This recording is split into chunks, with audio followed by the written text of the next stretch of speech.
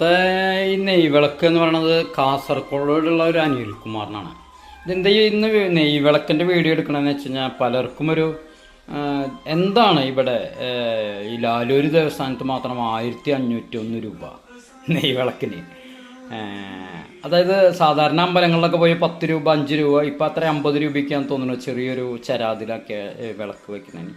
ഇവിടെ മാത്രം എന്താണ് ഇത്ര പ്രത്യേകത 1500 രൂപയൊക്കെ വാങ്ങിക്കുന്നത്? ഇദ്ദേഹം അതായത് പലരും ചോദിക്കും, പലരും ചോദിക്കാത്തവരുണ്ടാവാം. അത് നെയ്വിളക്കിന് 1500 രൂപ, അത് എന്താണെന്ന് അറിയാത്തതിൻ്റെ പേരിൽ അവർ ചോദിക്കാൻ മടിയായിരിക്കും. ഇനി ചോദിച്ചാൽ തന്നെ ഞാൻ ഉരുളയ്ക്ക് പേര് കൊടുക്കണമെന്നുള്ളൊരു പേര് എനിക്കുണ്ട് താനും. അതുകൊണ്ട് തന്നെ ആരും ചോദിക്കാനും മെനക്കെടാറില്ല. അതുകൊണ്ടാണ് ഞാൻ ഇന്നത്തെ ഒരു വീഡിയോ. പലരുടെയും ഒരു സംശയമാണ്. അപ്പോൾ ഇവിടെ നെയ്വിളക്ക് എന്ന് പറയണത് സാധാരണ ഷോപ്പിൽ നിന്ന് വാങ്ങിക്കുന്ന നെയ്യ് വാങ്ങിക്കണില്ല. അതിൻ്റെയൊക്കെ വീഡിയോ ഒക്കെ ഞാൻ ആദ്യം ഇട്ടിട്ടുണ്ട്. അതിനേക്കാളുപരി ഞാനിവിടെ നെയ്യ് വെണ്ണ വാങ്ങി, ശുദ്ധമായ വെണ്ണ വാങ്ങി കൊടുക്കുന്നത്. അതായത് തിരുപ്പതിയിൽ പ്രശ്നം ഉണ്ടാവുന്നതിനേക്കാൾ മുൻപ്, വളരെ മുൻപ് തന്നെ ഞാൻ അങ്ങനെയാണ് ചെയ്തിരുന്നത്. മനസ്സിലായോ?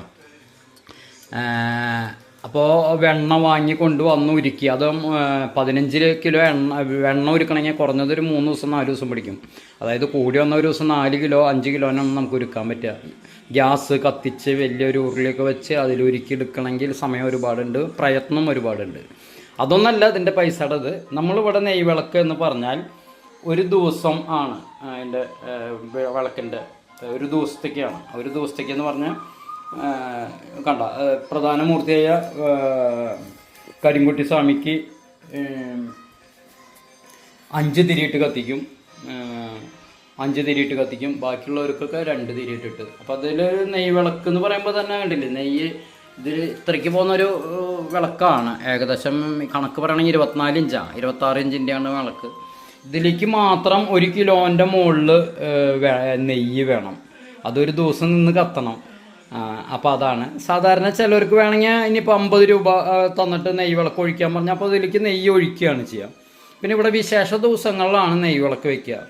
അമാവാസി പൂജ, അതിനോടനുബന്ധിച്ചുള്ള പൗർണമി പൂജ, പിന്നെ പ്രത്യേക ആരെങ്കിലുമൊക്കെ വഴിപാടുകൾ നൈവേദ്യ പൂജയ്ക്കൊക്കെയാണ് ഇവിടെ വിശേഷ ദിവസങ്ങളിലാണ് പൂർണ്ണമായിട്ട് നെയ്വിളക്ക് കത്തിക്കുക.